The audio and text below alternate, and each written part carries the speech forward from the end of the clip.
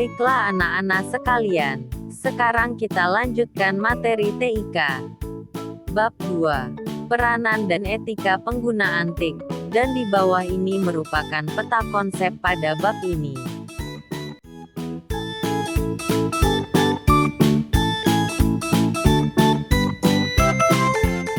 Jadi sebelum kita memulai memasuki materi, mari kita uji otak kita dengan mengerjakan latihan awal bab di bawah ini. 1. Jelaskan peranan teknologi informasi dan komunikasi dalam kehidupan sehari-hari. 2. Adakah dampak negatif dari penggunaan teknologi informasi dan komunikasi? Jika ada, berikan contohnya. 3. Apa yang dimaksud dengan etika dalam penggunaan teknologi informasi dan komunikasi? 4. Apa yang dimaksud dengan hak cipta? 5. Bagaimana cara menanggulangi dampak negatif dari adanya teknologi informasi dan komunikasi?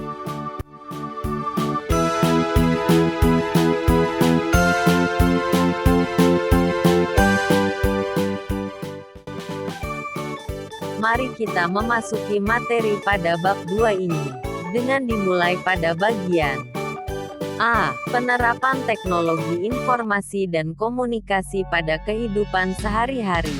Hampir semua orang dapat merasakan dampak kemajuan teknologi. Apa jadinya jika saat ini tidak ada televisi, telepon, dan komputer? Manfaat utama dari teknologi informasi dan komunikasi adalah untuk mempercepat dan memudahkan proses komunikasi. Berikut gambar contohnya.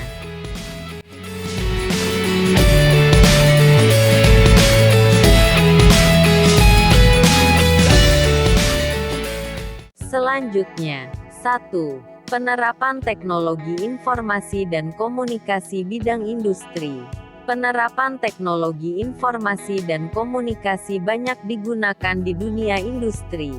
Kebutuhan efisiensi waktu dan biaya menyebabkan setiap pelaku usaha merasa perlu menerapkan teknologi informasi dalam lingkungan kerja.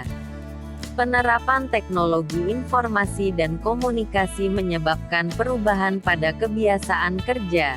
Misalnya, penerapan Enterprise Resource Planning (ERP).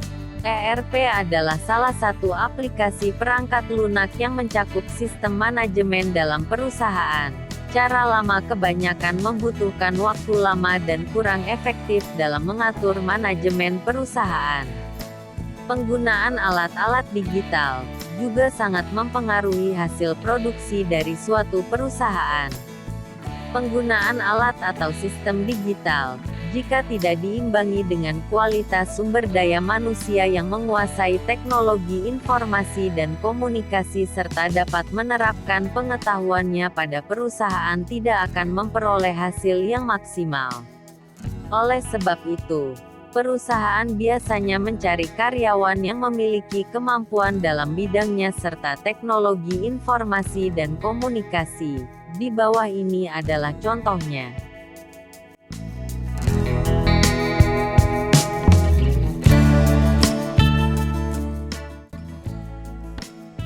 Dua. Penerapan teknologi informasi dan komunikasi dalam dunia bisnis. Dalam dunia bisnis, teknologi informasi dan komunikasi diantaranya dimanfaatkan untuk perdagangan secara elektronik atau dikenal sebagai e-commerce. E-commerce adalah perdagangan menggunakan jaringan komunikasi internet. Barang atau jasa biasanya dibuat katalognya dan ditawarkan lewat situs yang dibuat secara khusus. Jika ada konsumen berminat pada suatu benda atau jasa, mereka dapat membeli dengan layanan kartu kredit atau wesel pos jika ingin membayar secara kontan. Setelah itu barang akan dikirim ke tempat konsumen. Penjualan seperti ini disebut penjualan secara online. Pada penjualan ini, penjual dan pembeli biasanya tidak bertatap muka. Keuntungan yang diperoleh, pembeli tidak harus kemana-mana untuk membeli suatu barang atau jasa sehingga lebih praktis dan menghemat waktu. Namun, kerugiannya hal ini rentan akan penipuan. Di bawah ini adalah contoh perusahaan e-commerce. 1. Shopee. 2. Lazada. 3. Bukalapak.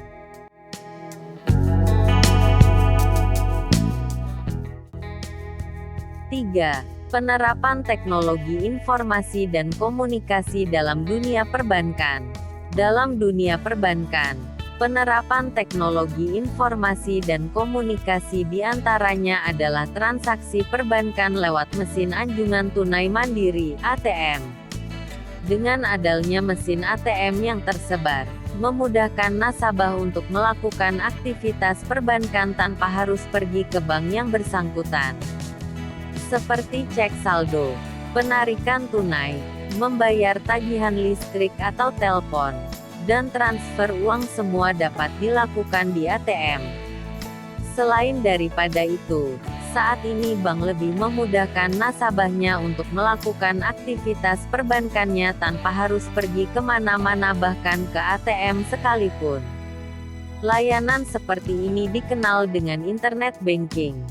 Semua aktivitas perbankan dapat dilakukan melalui internet, contohnya adalah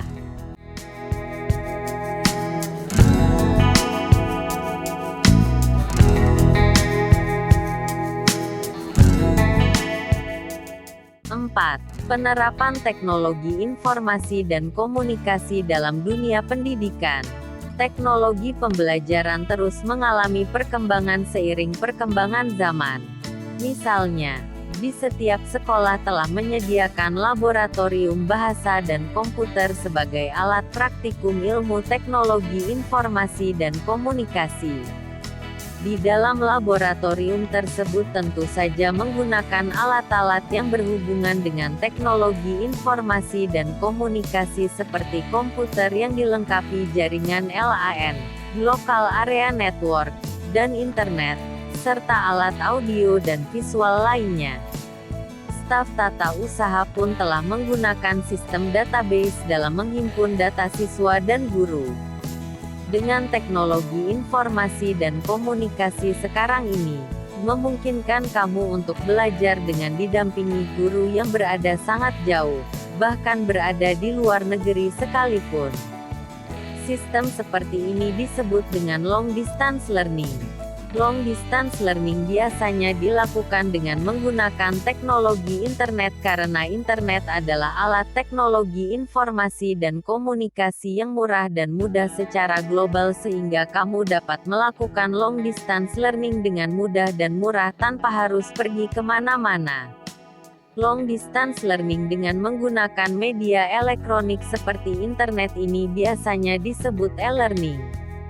Dari internet, selain membantu kamu untuk menambah pengetahuan dan mencari bahan-bahan untuk tugas dari guru, kamu juga dapat memperoleh informasi beasiswa dari sekolah atau universitas di seluruh dunia. Perhatikan gambar di bawah ini.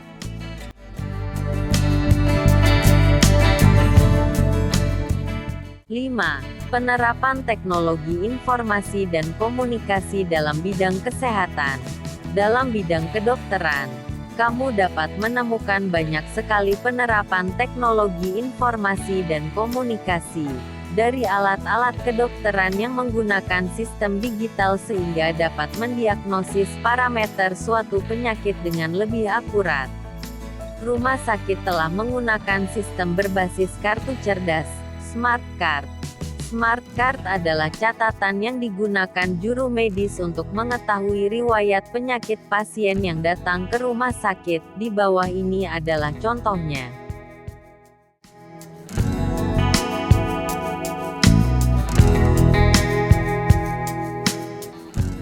Selanjutnya, mari kita kerjakan latihan 2.1 di bawah ini, dan jangan sampai mencontek. 1. Jelaskan apa yang kamu ketahui dengan e-commerce. 2. Jelaskan apa yang kamu ketahui dengan internet banking. 3. Jelaskan apa yang kamu ketahui dengan long distance learning dan e-learning. 4. Jelaskan peran teknologi informasi dan komunikasi pada dunia kesehatan. 5. Jelaskan apa yang kamu ketahui dengan Enterprise Resource Planning. Tulis jawaban kalian di buku latihan dalam waktu 10 menit.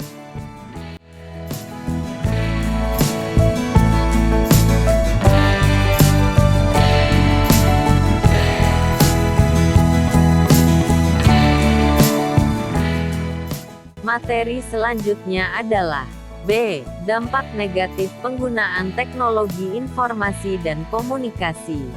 Selain mendatangkan kemudahan pada manusia yang menggunakannya, perkembangan teknologi informasi dan komunikasi ternyata memberikan dampak negatif, terutama bagi mereka yang tidak mengimbangi kemajuan teknologi informasi dan komunikasi dengan sikap moral yang baik. Penguasaan ilmu teknologi informasi dan teknologi jika tidak diimbangi dengan moral yang baik dapat memanfaatkan teknologi itu sendiri pada hal yang tidak baik. Hal ini menyebabkan keuntungan bagi pihak yang melakukan tindakan tersebut, namun memberikan kerugian pada masyarakat umum. Contoh dampak negatif dengan adanya kemajuan teknologi ini yang berdampak pada siswa adalah malas belajar karena ketagihan main game online atau melakukan chatting di internet. Selain itu, siswa dapat dengan mudah membuka situs-situs yang tidak bermanfaat seperti situs porno atau situs yang mengandung unsur kekerasan. Hal ini dapat menurunkan moralitas siswa tersebut. Karena siswa masih memiliki jiwa yang labil belum dapat menentukan mana yang baik untuk pertumbuhan jiwa dan moralnya.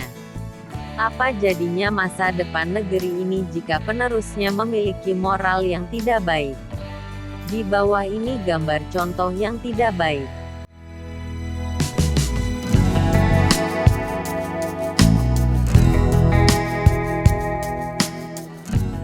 Penguasaan iptek dapat pula digunakan untuk mengakali prosedur-prosedur yang jujur sehingga lahirlah cybercrime. Cybercrime adalah kejahatan yang dilakukan di dunia maya. Internet, bentuknya bermacam-macam dari pembobolan kartu kredit, otorisasi secara ilegal, penyadapan informasi melalui internet, pengrusakan atau penghancuran data secara ilegal, mengambil alih kendali suatu sistem, sampai dengan cyberporn.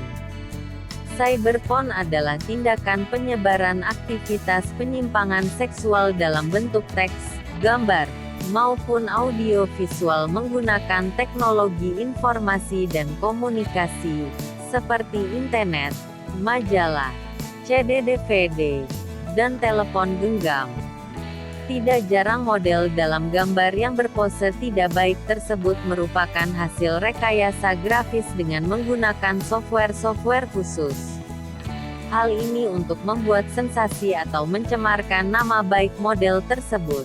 Penyebaran materi pornografi tidak hanya dapat merusak moral bangsa namun juga melanggar aturan agama dan undang-undang.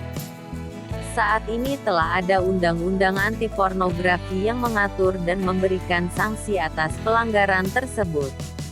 Dengan alat-alat digital yang semakin canggih, orang dapat membuat benda tiruan. Misalnya, dengan kecanggihan alat cetak printer, memungkinkan orang melakukan pencetakan uang palsu yang hampir mirip dengan uang asli atau pencetakan benda-benda lain yang hampir mirip dengan aslinya. Di bawah ini contoh uang palsu.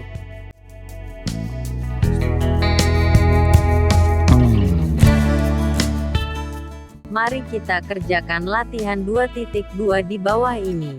1. Tuliskan 5 contoh dampak negatif dari penggunaan teknologi informasi dan komunikasi. 2. Jelaskan apa yang kamu ketahui dengan cybercrime. 3. Jelaskan apa yang kamu ketahui dengan cyberporn. 4. Apa yang dapat kamu lakukan untuk menghindari dampak negatif dari teknologi informasi dan komunikasi. 5. Bagaimana cara penanggulangan dampak negatif dari penggunaan teknologi informasi dan komunikasi?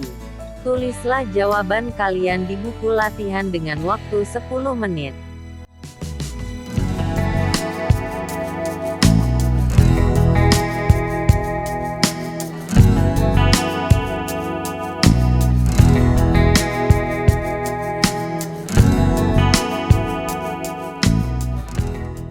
Selanjutnya, C. Etika penggunaan teknologi informasi dan komunikasi.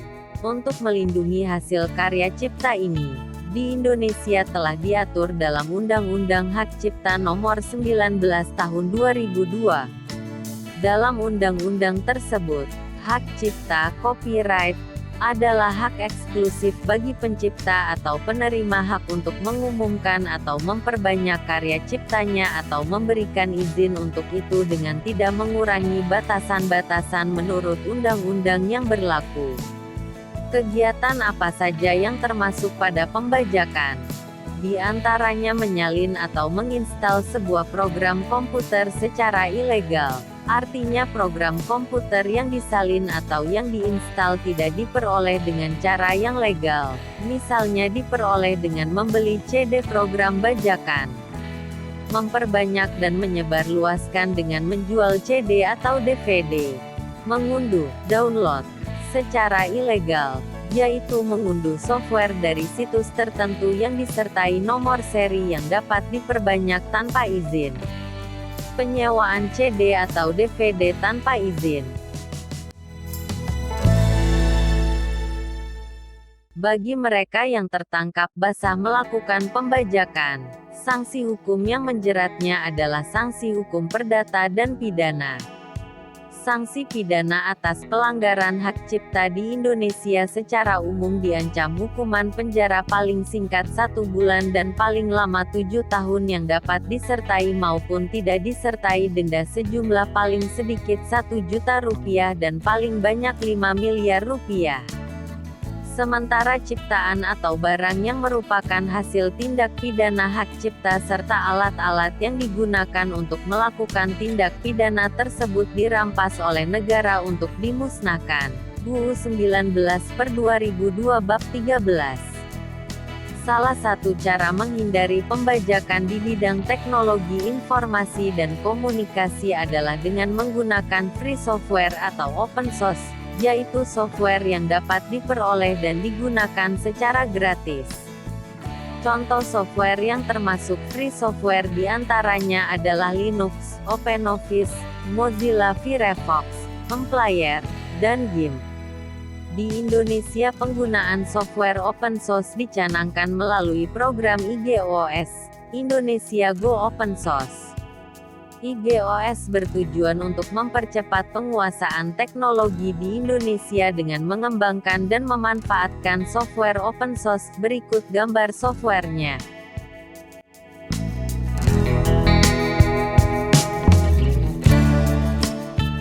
Latihan 2.3. 1. Jelaskan perbedaan antara copyright dan copyleft. 2. Apa yang dimaksud dengan hak cipta? Dan siapa yang memiliki hak cipta itu? 3. Jelaskan pengecualian dari penggunaan hak cipta. 4. Jelaskan maksud dari IGOS. 5. Bagaimana cara penanggulangan pembajakan dari hak cipta? Seperti biasa, kalian tulis jawaban kalian di buku latihan dengan waktu 10 menit.